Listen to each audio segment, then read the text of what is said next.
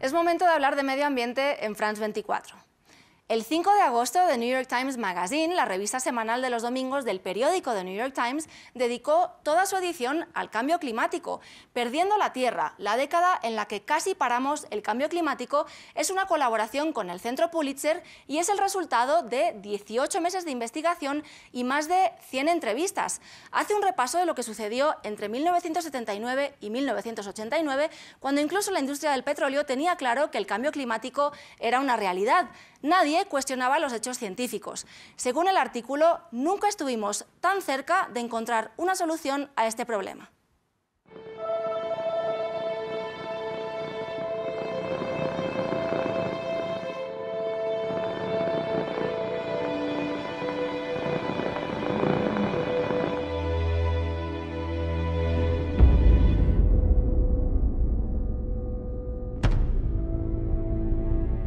It didn't have to be this way. In the decade 1979 to 89, we knew already the Earth really is getting warmer. It was not a statistical fluke. We should have begun to take the actions that would have avoided a tragedy.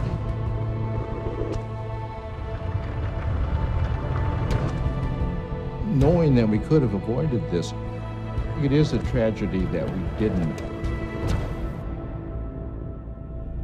France 24 entrevistó al autor de este trabajo, Nathaniel Rich, quien nos comentó cuál era su intención al escribir el artículo.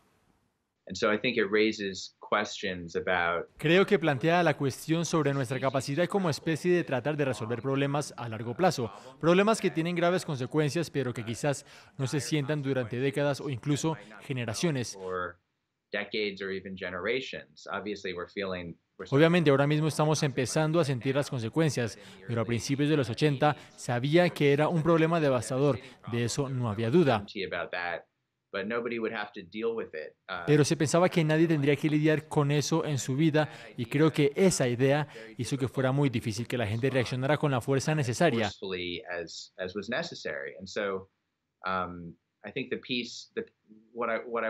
Lo que quería examinar en este artículo era en parte esto. Más allá de la cuestión política, quería comprender el aspecto humano de este problema. Para el escritor, nuestra falta de acción con respecto al cambio climático debería ser tratada como un crimen contra la humanidad. Creo que por lo menos en Estados Unidos seguimos hablando de esto como un problema de republicanos o de demócratas. Hablamos de esto como un problema de la ciencia, pero no como un problema moral. Y creo que se reduce a eso. Porque estamos infligiendo una cantidad enorme de violencia sobre futuras generaciones y sobre los que estamos vivos hoy cada vez que no hacemos nada al respecto.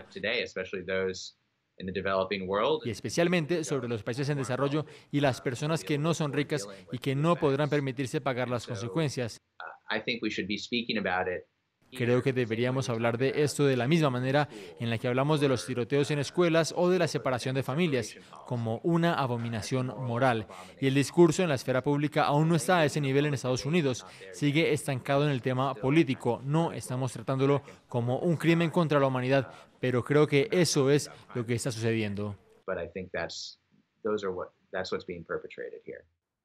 Según Rich, todo estaba listo en los 80 para implementar políticas de reducción de las emisiones de CO2, pero el frenazo se dio a finales de esta década cuando el gobierno de Estados Unidos se negó a llegar a un acuerdo para limitar estas emisiones y poco después la industria de los combustibles fósiles comenzó campañas para desacreditar a los científicos, hasta llegar al punto de negar que el problema existiera.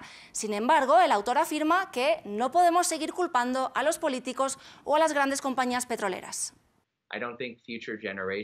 No creo que las generaciones futuras acepten nuestras excusas de por qué no hemos hecho nada. No creo que acepten que era políticamente complicado, que había mucho dinero de por medio y que estábamos maniatados.